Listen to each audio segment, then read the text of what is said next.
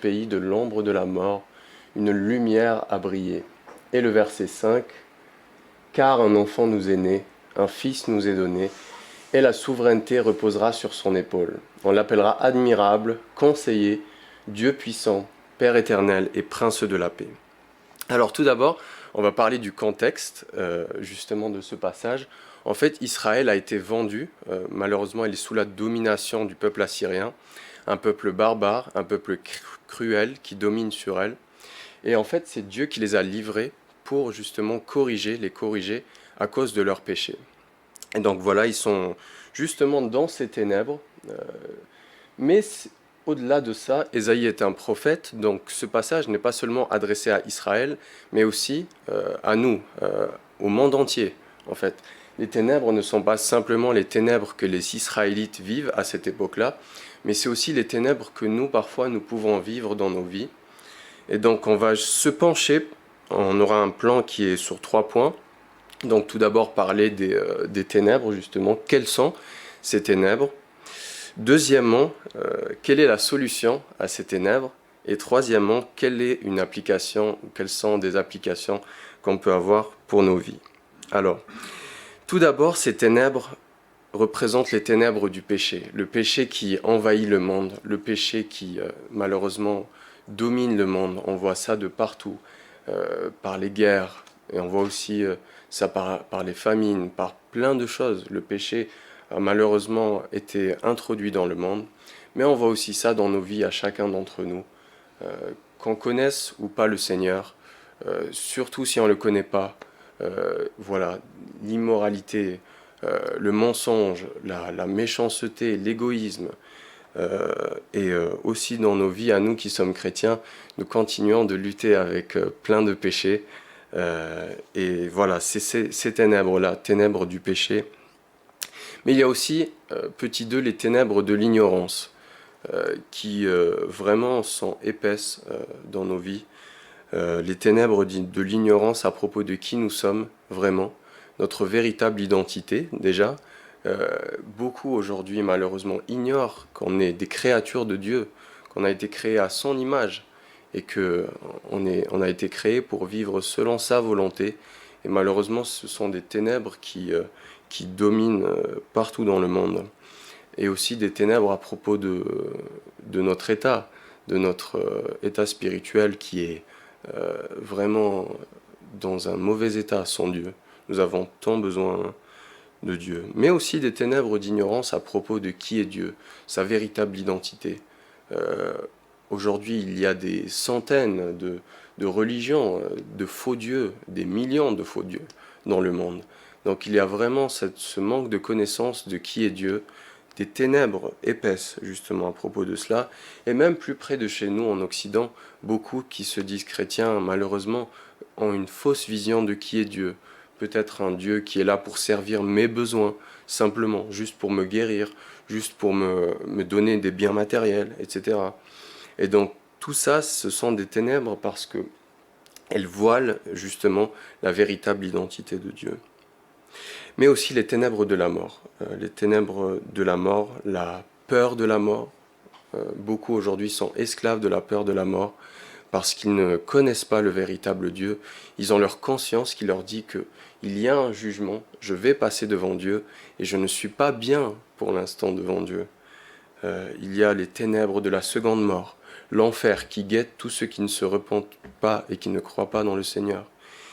Et voilà, les ténèbres de la mort spirituelle, l'éloignement de Dieu. Voilà, donc c'était la première partie. Désolé, il fallait passer par là pour mieux apprécier la gloire, mieux apprécier l'espérance que l'on a. Mais voilà, le passage dit « mais une lumière ».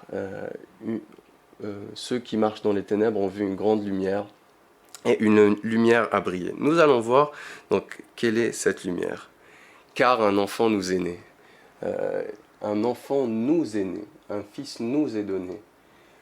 Cet enfant, il n'est pas simplement venu pour lui, pour sa propre gloire, quoiqu'il est venu pour sa gloire, mais il est aussi venu pour nous, pour les humains, pour ceux qu'il a créés.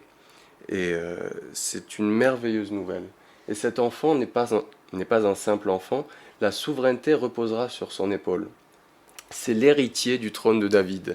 C'est le Messie, le Fils de Dieu, qui est venu. Et donc, on lui donne 5 noms ici. Donc, on l'appellera admirable. Donc, on verra chacun de ces noms petit à petit. Donc, premièrement, admirable, littéralement merveilleux. Donc, est-ce que le Seigneur n'est pas merveilleux quand on le voit sur la croix, pardonner à ses bourreaux, leur faire grâce alors qu'ils l'ont crucifié? Tout à propos de lui est merveilleux. Il est tellement compatissant, et comme il a pardonné à ses bourreaux pendant la crucifixion, il peut faire de même pour vous, et de ce fait vous libérer des ténèbres du péché, des ténèbres de la mort. Il est le conseiller. Il est le conseiller parce qu'il a une sagesse transcendante, infinie, dont nous pouvons bénéficier. On le voit à 12 ans, à cet âge, dans les rues de Jérusalem, en train de parler à des docteurs de la loi, experts qui sont, alors qu'il n'a jamais il n'est jamais allé à l'école, et pourtant il est en train de parler à des docteurs de la loi qui ont étudié la loi depuis leur jeune âge, et ils sont frappés par son intelligence. Et donc, lui, de par sa sagesse, notre Seigneur, notre Messie, il peut nous libérer de ces ténèbres d'ignorance. Il est le Dieu puissant, littéralement le Dieu qui est un héros. Et on le voit parce que dans Jean 3, verset 17, il dit que le Père n'a pas envoyé son Fils pour juger le monde, mais pour que le monde soit sauvé par lui. Il est venu pour sauver, il est venu pour sauver son peuple, il est venu pour nous sauver de nos péchés, de la mort, la seconde mort qui nous guette. Et voilà, donc confions-nous en lui, parce que c'est lui qui peut nous sauver des ténèbres de la mort. Il est le Père éternel, celui par qui toutes choses ont été faites. C'est lui qui a tout créé, il est le Père de la création, il nous a créés chacun d'entre nous, et il nous a formés de ses mains. Et de ce fait, on peut lui faire confiance. Il est beaucoup plus sage que nous parce qu'il est notre Père. Il nous connaît mieux que nous-mêmes parce qu'il nous a lui-même créés. Et donc on peut se confier en lui pour nous libérer des ténèbres de l'ignorance. Et enfin, il est le prince de la paix. Il a lui-même dit « Je vous laisse la paix, je vous donne ma paix ». Et c'est l'objectif de sa venue. Le Seigneur est venu pour nous réconcilier avec le Père, pour porter nos péchés sur la croix et pour nous acquérir une paix parfaite avec Dieu et nous réconcilier avec lui. Parce que tous, nous avons une dette, nous avons commis des péchés, mais lui, il est venu pour justement apporter cette paix. Et c'est dans son œuvre à la croix qu'il le fait. Donc voilà, c'est en résumé, cet enfant, c'est votre guide. Cet enfant est votre vie, il est votre lumière, il est votre espérance, il est votre sauveur. Et donc, quelques points d'application. Connaissez-le davantage. En méditant dans les évangiles, ces applications vont aussi pour moi. J'ai besoin de grandir dans chacun de ces aspects. Mais connaissons-le davantage, méditons dans les évangiles qui il est, parce que plus on le connaîtra, et plus nos vies chrétiennes reflèteront sa volonté. Remercions-le pour ce qu'il a fait, pour son incarnation, parce qu'il s'est lui-même donné à nous. Et c'est vraiment, nous devons prendre du temps pour le remercier, pour lui rendre grâce. Et aussi, adorons-le pour qui il est, en sa personne, en nous rappelant chacun de ces glorieux noms qu'il a. Voilà, merci.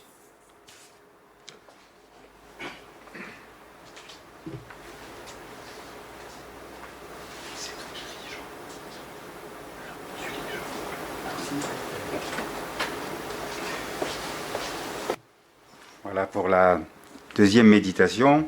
Nous allons lire dans l'évangile de Jean, au chapitre 1er, et 18 premiers versets. Au commencement était la parole, et la parole était avec Dieu, et la parole était Dieu. Elle était au commencement avec Dieu. Tout a été fait par elle, et rien de ce qui a été fait n'a été fait sans elle. En elle était la vie, et la vie était la lumière des hommes. La lumière brille dans les ténèbres, et les ténèbres ne l'ont pas accueillie. Il y eut un homme envoyé par Dieu du nom de Jean. Il vint comme témoin pour rendre témoignage à la lumière, afin que tous croient par lui. Il n'était pas la lumière, mais il vint pour rendre témoignage à la lumière.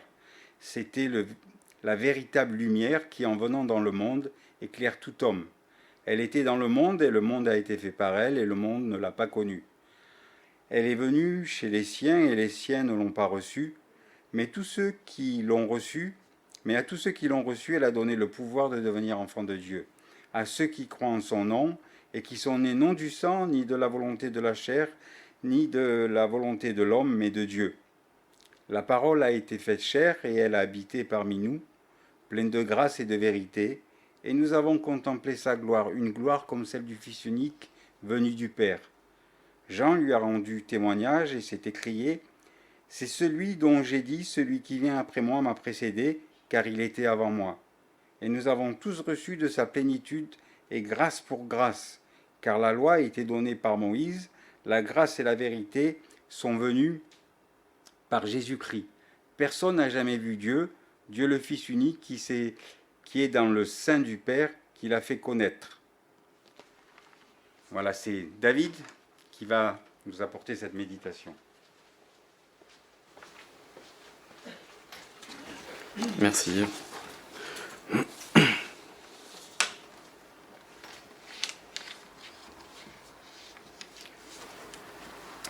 Voilà, le passage que vient de nous lire Yves, c'est... je voulais juste savoir si ça enregistre. Ouais, super. Le passage que vient de nous lire Yves, c'est ce qu'on appelle le prologue de l'évangile de Jean, c'est-à-dire l'introduction de son évangile, dans lequel il énonce un certain nombre de grandes vérités centrales vis-à-vis de Jésus-Christ. C'est lui qui est dans ce passage la parole, c'est lui qui est la vie, la lumière des hommes. Et cette introduction, c'est comme un collier de perles, tous ces versets sont liés les uns aux autres pour nous apprendre plus de vérité sur qui est Jésus-Christ. Et voilà, nous on va scruter peut-être une de ces perles, les versets 16 et 17, sans bien sûr les arracher aux autres versets qui l'entourent. Donc, je vais relire le verset 16 et 17.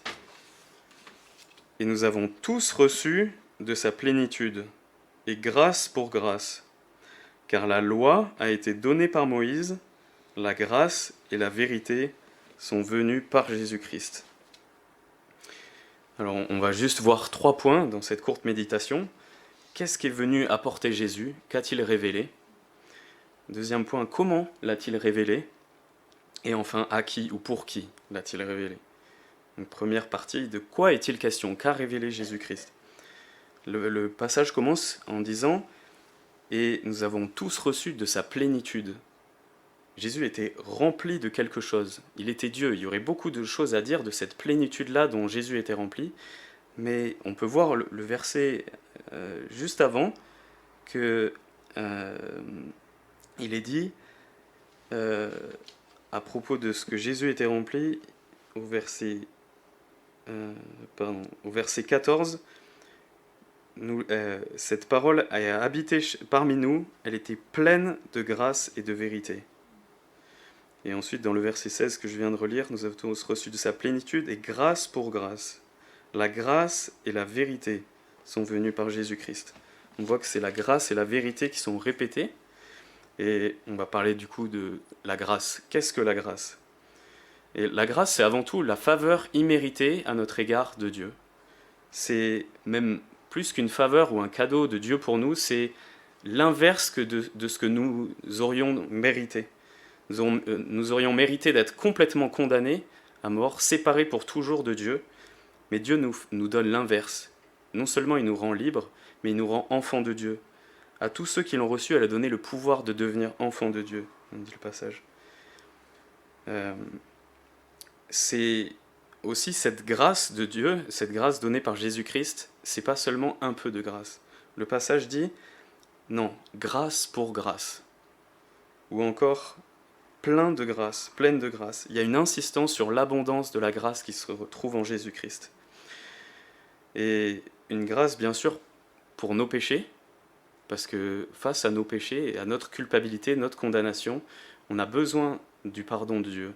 Et cette grâce se trouve en Christ. On a besoin du pardon par rapport à des péchés, mais toutes sortes de péchés, petits péchés comme les plus grands, comme ceux qui reviennent sans cesse, comme ceux qui nous semblent même peut-être insurmontables, mais en Jésus seul, on trouve cette grâce du pardon. Et c'est aussi une grâce qui n'est pas seulement pour nous pardonner, nous laver de nos péchés, mais qui nous donne aussi les promesses de Dieu à notre égard. La grâce du Seigneur, c'est aussi d'être ses enfants, c'est aussi de pouvoir être scellés de l'Esprit Saint, que l'Esprit Saint vienne en nous, de toutes les promesses d'amour que le Seigneur nous donne dans sa parole, qui nous dit qu'il sera avec nous, par exemple, tous les jours. J'aimerais juste donner un exemple de cette grâce qu'on trouve dans l'Évangile, c'est par exemple le brigand qui est sur la croix. Le brigand qui est sur la croix, il reconnaît son péché, et il demande juste au Seigneur qu'il se souvienne de lui quand il reviendra dans son règne. Mais le Seigneur, il ne va pas lui juste se souvenir de lui. Le Seigneur, il lui dit, il le pardonne, et il lui dit, aujourd'hui même, tu seras avec moi dans le paradis. Il lui donne même la promesse que aujourd'hui, à l'heure de sa mort, il sera au plus proche de lui, bien plus que ce que le brigand aurait imaginé. Maintenant, on va parler juste courtement de la vérité. La grâce et la vérité sont venues par Jésus-Christ. Je dirais simplement que la vérité, c'est le caractère même de Dieu. La vérité n'existe pas en dehors de Dieu. Dieu est celui qui a tout créé, par qui tout existe. Et connaître la vérité, c'est connaître véritablement qui est Dieu. Qu'est-ce qu'il a fait, qui il est, nous, et qui nous sommes, nous, qui l'a créé. Et Jésus a révélé complètement, de manière véritable, qui est Dieu. Et ça a un lien très fort avec la manière dont Jésus est venu dans le monde. Et c'est pour ça qu'on va passer au deuxième point de comment Jésus est venu, ou comment il a révélé cette vérité et cette grâce. Le verset 17 commence par « Car la loi a été donnée par Moïse, la grâce et la vérité sont venues par Jésus-Christ. » Mais tout d'abord, la loi a été donnée par Moïse. Avant la venue de Jésus-Christ, la connaissance de Dieu, le plan de salut pour les hommes était voilé. C'est-à-dire que Dieu avait parlé par l'intermédiaire d'hommes, dont Moïse. Il s'était révélé d'une manière toute spéciale à certains humains. Par exemple, à Moïse, il lui dit « Je suis l'Éternel, le Dieu compatissant qui fait grâce, qui est lent à la colère, qui est riche en bienveillance et en fidélité. » Donc il donne déjà un avant-goût de qui il est. Il donne aussi tout un système de sacrifice pour montrer que le péché a besoin d'une réparation. Le péché a besoin d'être réparé, d'être puni. Mais tout ça, c'est insuffisant pour l'homme, pour comprendre complètement qui est Dieu. Et les prophètes qui ont suivi Moïse ont annoncé la venue d'un Messie, la venue d'un vrai sauveur, la venue de quelqu'un qui allait régler ce problème. Et donc la suite du verset, c'est la grâce et la vérité sont venues par Jésus-Christ. Cette fois-ci, la grâce et la vérité sont venues. C'est Jésus-Christ, le Fils de Dieu, comme le verset 1 le dit, celui qui est la parole, qui est Dieu lui-même, qui était auprès de Dieu le Père, qui a tout créé, tout ce qui existe, qui est venu dans ce monde, et qui est venu apporter la grâce et la vérité. Le verset 14 dit « La parole a été faite chair, et elle a habité au milieu de nous. » Et Jésus-Christ est la révélation complète, véritable, une révélation visible pour l'homme de qui est Dieu. Jésus-Christ est Dieu lui-même qui a revêtu notre humanité. Il est resté Dieu complètement, mais il a pris l'humanité en plus. Il est resté complètement Dieu et complètement homme. C'est un mystère. Et c'est ce miracle insondable qu'on fête à Noël, le fait que notre Créateur, le Créateur de vous et moi, celui qui a créé tout ce qui existe dans ce monde, il a pris une humanité, il est venu en tant qu'homme dans ce monde pour révéler Dieu. Et il l'a fait de manière humble. Et malgré sa venue humble comme un homme, comme vous et moi, eh bien, il a bouleversé le monde pour toujours. Notre calendrier commence à partir de sa naissance. Beaucoup de grands hommes ont reconnu qu'il était un homme bien supérieur. Et voilà, de cela, on peut tirer comme application qu'il n'y a pas d'autre révélation à attendre de Dieu dans le monde. Jésus est venu, tout est accompli, tout a été révélé en Christ. Ne croyez pas les mensonges qui parlent d'une nouvelle apparition ou d'un nouveau prophète, de nouveaux commandements à accomplir ou de revenir à la loi de Moïse. Non, tout a été accompli par Dieu lui-même venu sur cette terre en Jésus-Christ. Et Jésus aurait pu venir dans notre monde pour condamner le monde, éradiquer le mal. Mais il est venu de manière humble. Il aurait pu éradiquer l'humanité d'un souffle face à sa sainteté, la sainteté de Dieu. Mais au contraire, il est venu apporter sa grâce infinie, la vérité au sujet de Dieu. Et pour qui? Et je finirai avec ce troisième point. Le verset nous dit « Nous avons tous reçu ». Mais qui est ce « nous tous » ? Est-ce que tous ont véritablement reçu de sa plénitude ? Le verset 11 nous dit « Il est venu chez les siens ». Le Seigneur est venu chez les siens, mais les siens ne l'ont pas reçu. Mais heureusement, le verset ne s'arrête pas là. Mais à tous ceux qui l'ont reçu, il a donné le pouvoir de devenir enfants de Dieu. Tous ceux qui ont reçu Jésus sont enfants de Dieu. Ils reçoivent cette grâce et cette vérité, tous. Mais voilà, qu'est-ce que ça veut dire recevoir Jésus alors ? Eh bien, recevoir Jésus, c'est croire en lui, reconnaître qui il est, reconnaître qu'il est ce Messie qui devait venir. Jésus utilise ce même mot, recevoir, quand il parle aux foules qui le suivaient, et qui pourtant le suivaient juste pour les miracles ou voir ce qu'il faisait. Il dit « Celui qui me rejette ne reçoit pas mes paroles. Et celui qui ne reçoit pas mes paroles à son juge, la parole que j'ai prononcée. » Jésus-Christ, il a divisé l'humanité en deux, ceux qui ont suivi Jésus juste pour entendre ses paroles, voir ses miracles, et ceux qui ont vraiment reçu, qui ont vraiment cru en lui. Ceux qui ont cru qu'il est vraiment cette source de grâce et de vérité, et qui ont cru qu'il est venu sur terre, mort sur la croix, et ressuscité par Dieu le troisième jour. Qu'il est venu apporter la grâce et la vérité, et qu'il l'apporte encore aujourd'hui pour toi et moi. Le croyez-vous ? Juste pour conclure, c'est pour vous dire que Jean donne de son expérience, de toutes ces vérités qu'il a connues au plus proche de Jésus lorsqu'il a marché sur cette terre. Jésus-Christ est venu pour nous apporter les vérités qui concernent Dieu. Le verset juste après dit « Personne n'a jamais vu Dieu, mais Dieu, le Fils unique, Jésus-Christ qui est dans le sein du Père, lui l'a fait connaître. » C'est juste le début de l'histoire. Après cette introduction, après ce prologue, vient tout l'évangile avec les paroles de Jésus-Christ, avec son enseignement, avec sa vie, qui est un témoignage pour nous, sa mort et sa résurrection. C'est l'expérience, c'est cette vérité complète et visible de qui est Dieu, qui nous a été témoignée dans l'histoire. Et il fallait rien de plus pour nous, rien de moins pour nous que cette grâce face à l'immensité de nos péchés.